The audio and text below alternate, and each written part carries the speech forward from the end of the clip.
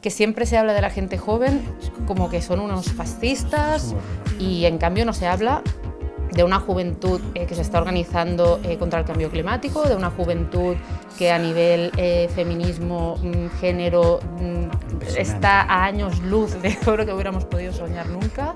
Jo, no sabes cuánto me alegra esto, porque con la diferencia generacional que tenemos, imagínate mi sensación también frente a nuevas generaciones que les veo muchísimo más empoderadas tecnológicamente, muchísimo más internacionalizadas, muchísimo más queer de lo que yo podría soñar ser.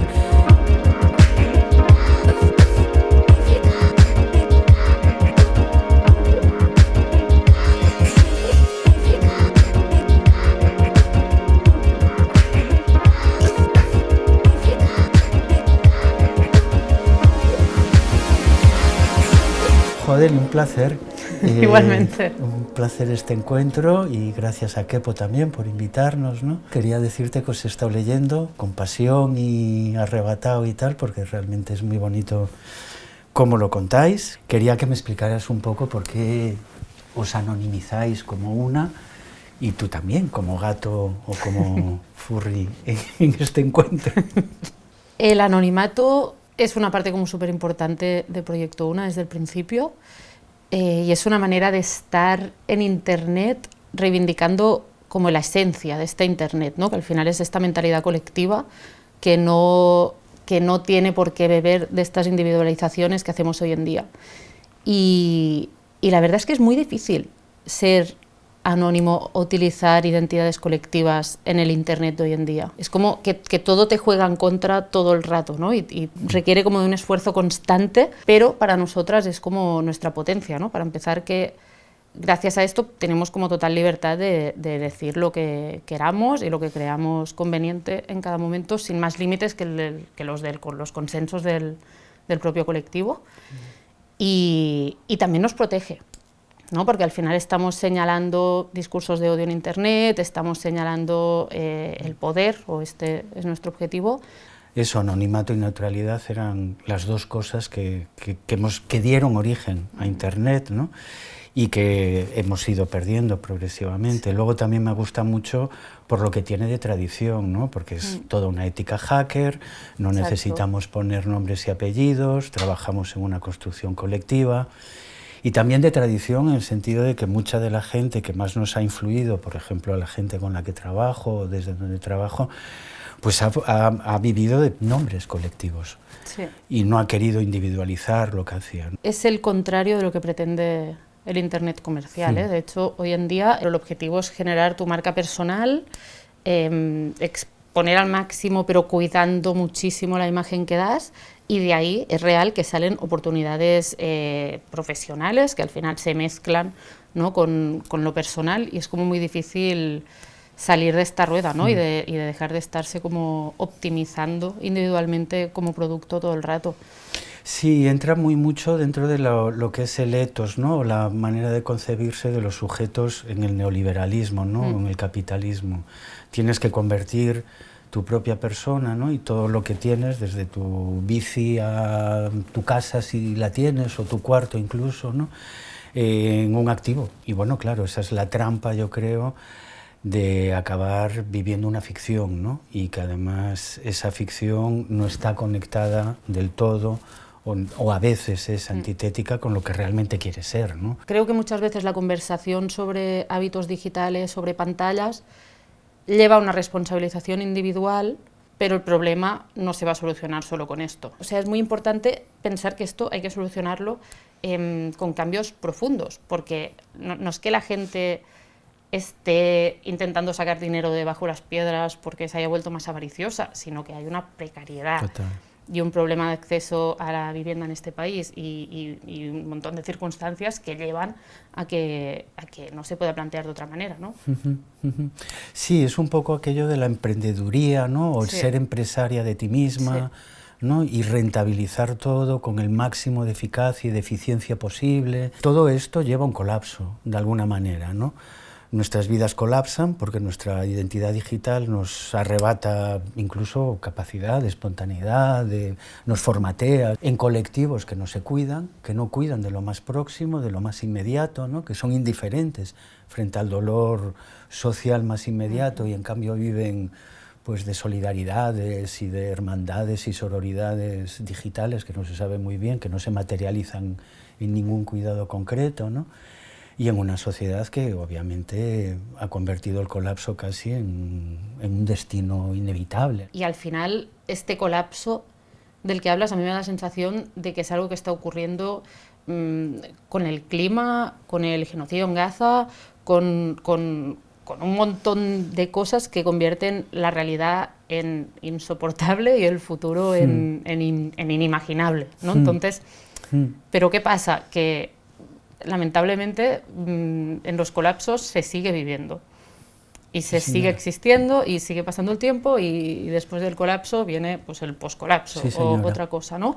Es como que hemos pasado, ¿no?, de las tecnoutopías y bueno, yo creo que un escapismo, ¿no?, una forma de escapismo, ¿no?, a ese mundo digital, ¿no?, que tanto nos fascinaba y que por sí mismo ya iba a abrir la democracia, iba a hacer accesible la economía y la riqueza y el conocimiento y todo esto, ¿no?, a lo que vosotros llamáis esto de la tecnobajona, ¿no?, que es el technological backlash, ¿no?, pero es la mejor traducción que he visto hasta el momento, pero estamos de bajona, claramente.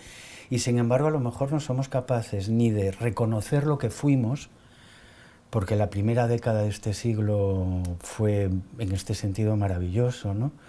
Esos sueños inquietaron mucho al poder.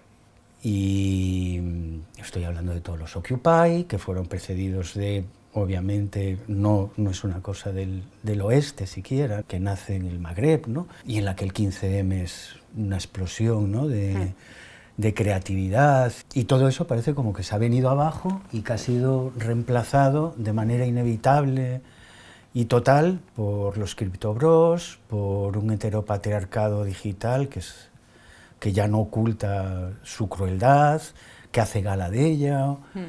Creo que el triunfo más grande del poder del Big Tech, al final, ha sido hacernos creer que es lo que hay.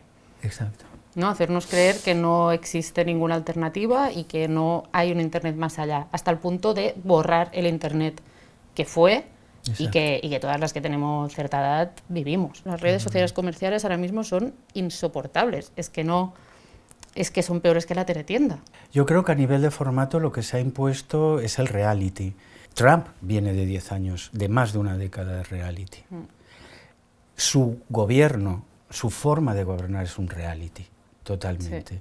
Lo que han logrado ellos es convertir la Internet ahora y la política en un reality. Y yo creo que nunca nos hemos parado lo suficiente en ver esa continuidad.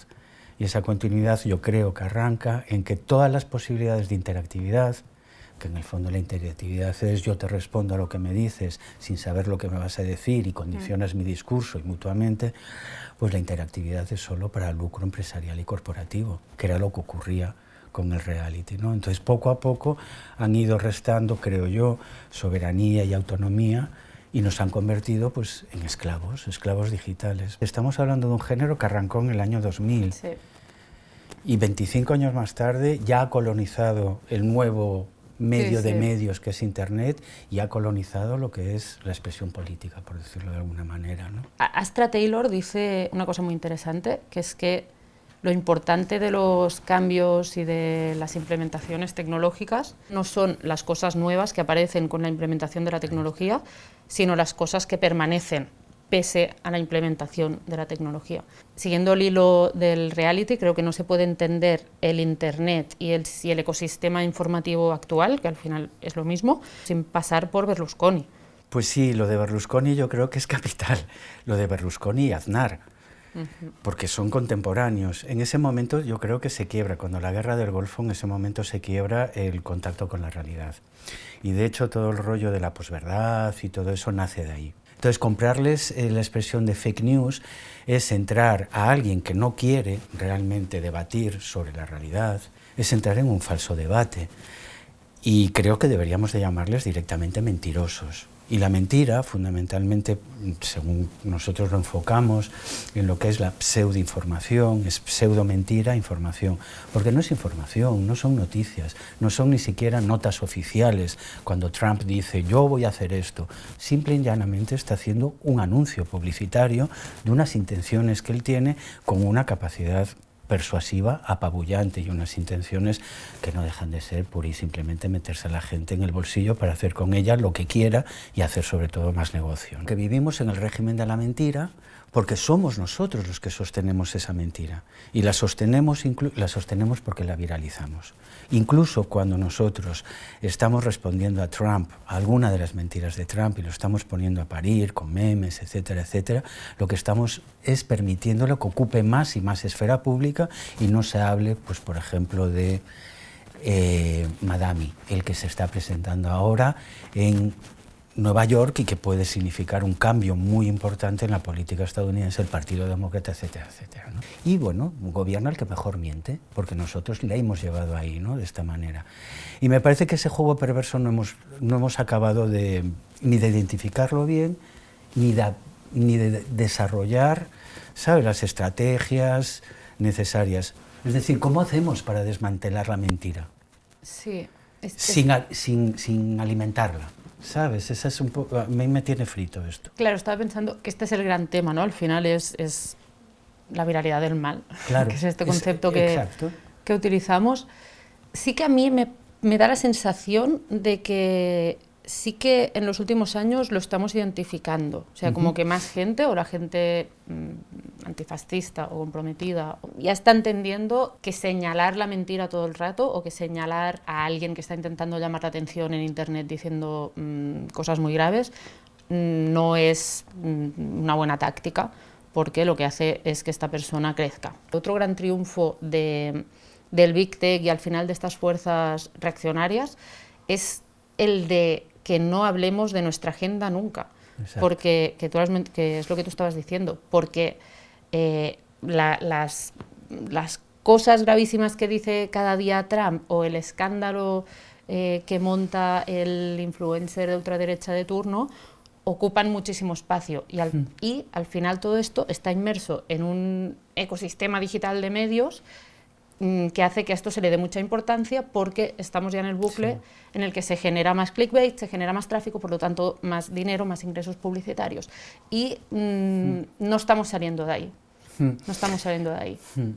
También hipostasiamos mucho Internet y nos olvidamos de que la influencia en Internet sigue dependiendo muy mucho de lo que está fuera de Internet, claro, y de otros medios que, bueno, que sí, obviamente se han digitalizado porque no les cabía otra, pero que siguen funcionando con unas dinámicas muy claras de, pues, amiguismos políticos, alineamientos editoriales partidarios, conexiones financieras y de accionariado que les tiene completamente maniatados, etcétera.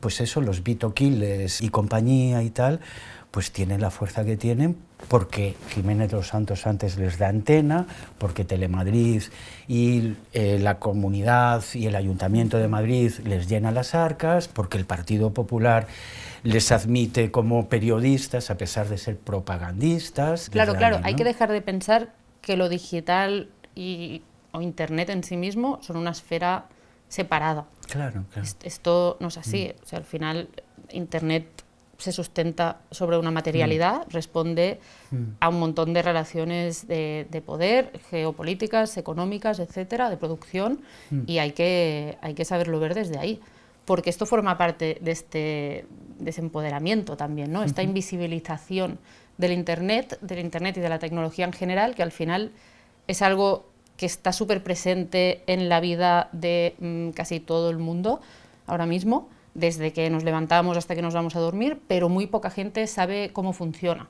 Total. O te sabe contar exactamente qué es lo que pasa cuando mandas un mensaje de un dispositivo a otro, ¿no? Muy poca gente te va a saber contar este recorrido, que no es tan difícil tampoco de aprendernos. Que a nosotras nos gusta decir que tiene algo de divinización. Total. Esta relación con la tecnología, ¿no? Porque es como está presente todo el rato, crees en ella, pero tampoco sabes muy bien cómo funciona, y esto, ¿no? Hay solo una gente muy entendida, muy elegida, muy lista, que es la que sabe cómo funciona, y esta lógica opera muchísimo incluso dentro de las plataformas comerciales de contenido, y se le llama algoritmo, ¿no? Porque el algoritmo, cuando hablas con creadores de contenido, es muy curioso que el algoritmo es el oráculo.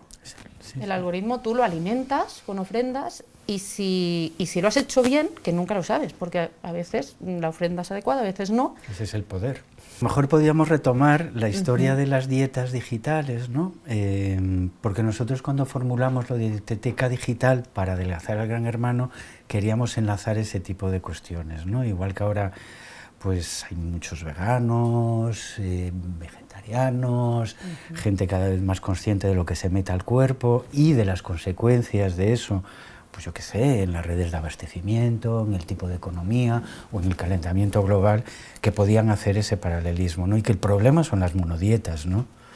Yo creo, ¿no? El entrar a Internet y no darte cuenta de todos los distintos menús que tú tienes para alimentarte, y además asumir la responsabilidad de no solo elegir los mejores menús para tu cuerpo, para tu individualidad, sino para la colectividad. Total, y esto enlaza con lo que decíamos antes, de que al final mucha gente concibe el Internet hoy en día como Google, Meta, TikTok, ¿no? Como los portales del Big Tech, al final. Y cuando se piensa en Internet, o incluso cuando se habla de Internet, ¿no? De que algo ha pasado en Internet, un vídeo viral, lo que sea, como esto no ha pasado en Internet, esto ha pasado en una plataforma muy concreta que sí forma parte de la red de Internet, pero que responde a unas lógicas muy concretas, porque tiene unos dueños muy concretos que tienen unos intereses súper específicos. Yo creo que hay que trabajar muchísimo en la reconstrucción de la memoria histórica de Internet, ¿no? Y trazar esta genealogía al final de cómo se construyó Internet. En Internet se ha puesto muchísimo, pero muchísimo dinero público y muchísimas horas voluntarias y apasionadas de gente que creía y que sigue creyendo hoy en día en construir un mundo mejor, y en que una red de conexión entre iguales nos haría más libres y haría que nuestras vidas fueran mejores. Sí, vosotros habláis de desmonetarizar lo que hacemos, ¿no? En Internet. Yo creo que es fundamental, y recuperar una ética del bien común y del trabajo mancomunado, que no deja de ser ese trabajo que hacemos con las manos de todas, de todes, ¿no? Poniendo todas manos juntas, ¿no? Me duele, lo comentábamos antes, que se haya perdido que se quiera ahora buscar utopías cuando hicimos realidad esas utopías en la primera década del 21. Que haya pasado pues década y media y que el fracaso parezca el resultado más inmediato, no quiere decir que sea el resultado último, ni que la batalla esté acabada, ¿no? Claro, la amenaza que supone Assange y Wikileaks yo creo que está más que comprobada, aunque solo sea por el nivel de represión y por cómo los medios de comunicación colaboraron en esa represión, ¿no? Un periodista que ha tenido que decir y reconocer que era espía porque ha hecho su trabajo, y porque si no se convertiría en un mártir, que él ni quería acabar como mártir, como buen hacker, ni los otros querían que fuera el mártir, ¿no? Pero quiero decir que se nos pasa, y en cambio el periodismo ha tenido que trabajar con filtraciones, el periodismo trabaja con coaliciones internacionales, y cuando saca cosas importantes y serias, que si los papeles de Panamá, en fin, lo que son problemas transnacionales, obviamente los tienes que abordar con coaliciones internacionales que no trabajan para la exclusiva, sino que comparten esa exclusiva y comparten también los riesgos derivados de publicar eso, etcétera. Quiero decir que se han dado lecciones de periodismo magistrales, y parece como que no las queremos recoger y que no las recordamos y que no las reivindicamos como propias. Hay una pérdida ahí entre generaciones, creo.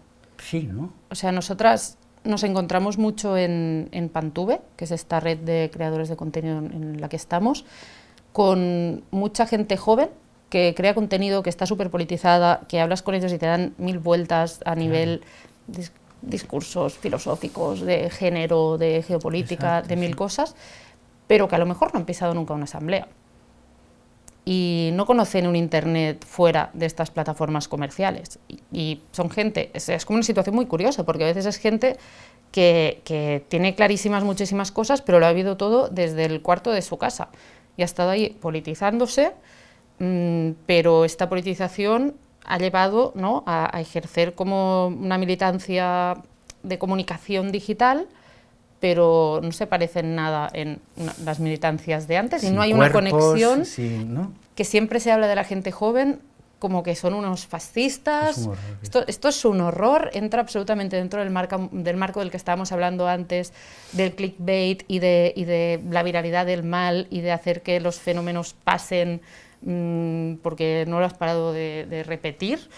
Y en cambio no se habla de una juventud que se está organizando contra el cambio climático, de una juventud que a nivel feminismo, género, está a años luz de todo lo que hubiéramos podido soñar nunca, de gente que se está organizando en acampadas universitarias contra el genocidio de Gaza y se está poniendo en riesgo, lo está denunciando, y a todo esto se le da muy poco espacio, porque estamos absolutamente en la lógica del catastrofismo, del colapso, ya no solo por un tema de ecosistema, de medios y de dinero, sino porque nosotras mismas creo que no estamos siendo capaces de salir de este marco de denuncia que ha demostrado no ser suficiente, cuanto menos.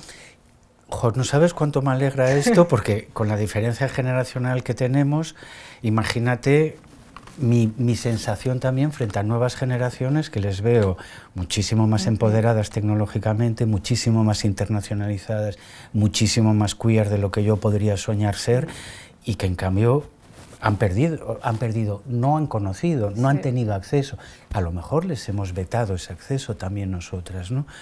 Porque yo siempre tengo este debate con compañeras y gente del LGTBI, ¿no? O sea, pero ¿dónde está en vuestro santoral, dónde está Manning, ¿no? Chelsea, antes llamada Bradley, ¿no?, que hace una reasignación de género, que es una biohacker, que es la que Assange no habría, Wikileaks no habrían hecho nada si ella no hubiera estado disfrazada de Marín y diciendo que se bajaba los últimos discos de Lady Gaga. Quiero decir, tiene todo para convertirla en un icono real, para pasearle el Día del Orgullo. Es alguien que luego hackea el propio Pentágono, porque cuando la detienen hace una reasignación de género y tienen que cambiar la legislación. El Pentágono tiene que cambiar la legislación penitenciaria para atender sus demandas. Y luego va y se presenta como senadora demócrata. Y luego va y le roba la novia a Elon Musk. ¿Qué más necesitamos? Me da la impresión de que a lo mejor les podíamos decir, igual que se han cargado a Greta Thunberg, porque Greta parece que no es nada comparada ahora con el otro icono, ¿no?, que es el niño ese pequeñito al que secuestraron en la Casa Blanca un padre y ¿sabéis, no?, el hijo de Elon Musk, que se llama como el avión de su padre, y que es el que nos va a llevar a Marte, ¿no? Es el que nos va a llevar a Marte. Quiero decir, propositalmente, la reacción sabe muy bien cómo cargarse nuestros iconos y sabe muy bien colocar otros iconos. Ese niño de 4 años estaba secuestrado para el autobombo de su papá y de un señor que iban a hacer un golpe de Estado, que es hacerse con la administración norteamericana, recortarla en un 25% y corporativizar y monetizar lo que eran los bancos de datos estatales. Es decir, ellos destruyen nuestros iconos, crean otros iconos, y nosotros parece ser que ni nos enteramos de que hubo alguien que hackeó al Pentágono, que hackeó su cuerpo, que hackeó el sistema político y que encima le hackeó la novia a Elon Musk. Es como que no somos capaces, ¿no?, de apreciar quiénes fuimos hasta antes de ayer. Sí, falta esta construcción de relato común. Creo que hubo una ruptura invisible en el 15M, de la que no se habla mucho, pero al final el 15M era el movimiento de Twitter. O sea, era un movimiento que ponía su fuerza en una red social comercial y en la que estaban pasando y en la que era capaz de mover muchas cosas y llegar a muchísima gente. Pero en realidad venía, ¿no?, de un montón de movimientos que estaban súper vinculados en aquel momento con el movimiento hacker, y de hecho en cada centro social había un hack lab. Exacto. Y los hackers formaban parte de las comunidades, sí, y estaban totalmente absolutamente inseridos en ellas. Y se llega a las plazas y empieza a llegar un montón de gente nueva que llegan por las redes sociales comerciales y se empieza a poner un montón de energía y de fuerza en las redes sociales comerciales y se genera como una supraestructura de gente que tiene muchos seguidores en Twitter y que es muy importante lo que dicen, ¿no?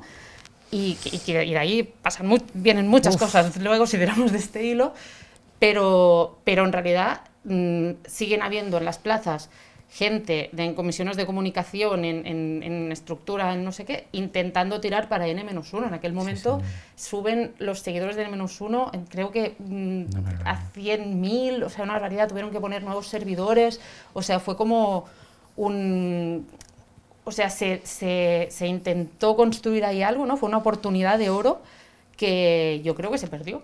En cambio, las redes sociales comerciales ahí se institucionalizaron como una parte imprescindible para la comunicación de los movimientos sociales y lo que nos haría grandes. No sé decir qué es lo que hubiéramos tenido que hacer mejor, seguramente muchas cosas, pero no creo que haya un punto muy claro que yo identifique como el fallo. Pero no, a mí me encantaría que tuviéramos y nos diéramos el espacio en algún momento de poder hacer esta reflexión. Bueno, para que nos entiendan los que nos están escuchando, N-1 era como el Facebook de código abierto, se hace de esa manera y además es una impugnación en toda regla, ¿no? Sí. A lo mejor la plataforma no estaba lo suficientemente consolidada.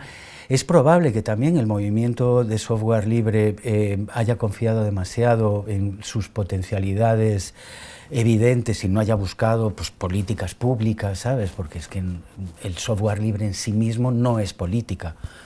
Es el uso que tú hagas de ese software, ¿no? Sí, pero durante mucho tiempo se pensó que sí. Claro, sí. y un error, pero vamos, descomunal, que tiene que ver mucho con la mistificación tecnológica, claro. Y las soluciones tendrían que venir por ahí, ¿no? Sí. Creo yo, por repensar eso, ¿no? ¿Quiénes estábamos? ¿Quiénes estuvieron? ¿Quiénes tendrían que estar? ¿Desde qué otros, no sé, desde qué otras lógicas, ¿no? Y creo que no vamos a salir adelante sin revisar el pasado. Esto seguro. Y repito que creo que hay un montón de genealogías que se han perdido que hay que recuperar. Para empezar en términos de género, ¿no? Este imaginario de que fue el hombre blanco cis heterosexual en un garaje el que construyó Internet. Total. Hay que cargárselo ya. Total. Y necesitamos más conversaciones, más ficciones incluso que lo destruyan, porque esto no tiene nada que ver con lo que pasó y al final esa gnotología, ¿no? Es esta idea de ocultar información, destruir información, generar ignorancia de forma, ¿no?, con voluntad de que la gente no sepa porque te conviene alimentar otros relatos. Hemos hablado mucho para los convencidos, para las convencidas, para nuestros... Hemos sido muy autorreferenciales. En cambio, si lo comparas con los que han avanzado en estos 15 años, ellos sí han logrado pasar por populistas. Pasan por ser el Partido Popular. Y aquí hay algo que nos deberíamos de plantear muy seriamente a quiénes estamos, cuántas diferencias, cuántas divergencias estamos dispuestas a asimilar a nuestro interior y a quienes realmente queremos convocar y llamar. Es que ni siquiera reivindicamos a Snowden, porque a lo mejor es que nos parece demasiado convencional, nos parece demasiado... Y sin embargo, creo que es una referencia que deberíamos de tener. ¿Crees que habría que reivindicarlo más? Yo creo que es la figura del tecnociudadano, aquel que trabaja dentro de la gran empresa, dentro del Estado, en las tripas del Estado. Edward Snowden era una de las 1.200 personas que podía entrar en cualquier dispositivo del mundo. Solo una de las 1.200. Y corta con ello totalmente. Pero quien habla de Snowden habla, por ejemplo, de Frances Haugen, la encargada de Facebook de Civic Engagement, que se la juega totalmente y también hace pues toda una declaración ética de enfrentamiento, esta vez a la gran corporación de Meta, ¿no? Quiero decir que no incorporamos luchas, personajes, iconos. Yo creo que la experiencia de Internet está pensada, del Internet comercial me refiero, está pensada para ser tan individual y tan atomizada que es muy difícil generar estrategias colectivas porque no hay espacios de encuentro comunitario. Entonces, cuando coincidimos en algo, somos capaces de articularlo. Está muy bien dicho. Pero cuando no, pues bueno, pues no llegamos ahí, ¿no? O sea, yo odio cuando se habla de polarización porque es mentira, esto es una falsedad. Total. La derecha cada vez está más hacia la derecha y está tornando en posiciones abiertamente fascistas, que hablan de genocidio, que hablan de supremacía blanca, que hablan de control sobre el cuerpo de las mujeres y de cosas que son evidentemente autoritarias y nefastas. Y las izquierdas nos estamos moviendo con ellos y estamos reivindicando derechos humanos básicos. O sea, si esto fuera una polarización, se estaría hablando de expropiación de redes sociales, de abolición del comercio de datos, de desmonetización de todo lo que creemos dañino, como el discurso de odio y como el fascismo en sí mismo. Habla de esto, habla de que estamos aquí como protegiendo un terrenito muy pequeñito que nos ha quedado, como por favor, esto dejádnoslo. Y con esto no vamos a ningún lado. O sea, hay que ser capaz de pensar más allá y cuando hablamos de tecnologías, dejar de hacerlo desde lo individual, de vamos a controlar los tiempos de conexión, vamos a controlar el móvil de los niños. O sea, por favor, que aquí hay unas empresas malévolas que están en todos los colegios, en todas las administraciones, recibiendo un montón de dinero en nuestro bolsillo, cuando existen programarios y talento y potencial para generar los programarios que haga falta, que hay que radicalizarse. Totalmente. Ser radical es lo que realmente necesitamos. Claro. Y ellos no son radicales porque no pueden plantar las raíces en una realidad que niegan para vivir de la mentira. Elon Musk, ¿no?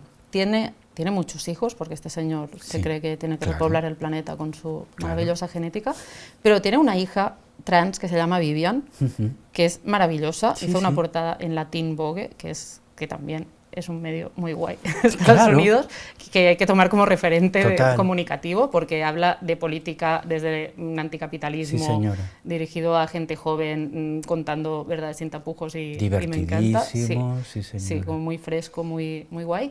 Y le hicieron una portada y una entrevista a Vivian, y Vivian nos va a salvar. Yo pongo mi futuro en manos de Vivian, creo en ella. Y es todavía muy joven, tiene, no sé, como 19, 20 años, pero esta chica ha visto clarísimo lo de su padre, tiene un análisis buenísimo de por qué su padre odia a la gente trans y por qué su padre se está aliando, bueno, se estaba con el poder, con qué objetivos, y creo que vamos a escuchar hablar de ella. Y también hay que, Totalmente. También hay que poner el foco ahí. Sí, yo no entiendo. A ver, tengo un artículo en el que decía que el periodista del siglo XXI era una mezcla de DJ y de hacker.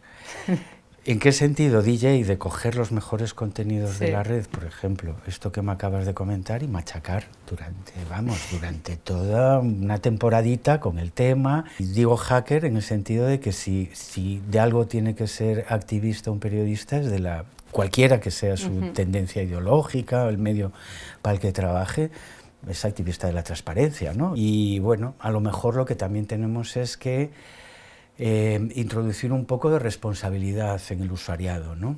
Es decir, conciencia, una mínima ética de compromiso con aquellos que te alimentan y te alimentan bien, igual que mantienes redes de consumo local y de abastecimiento local.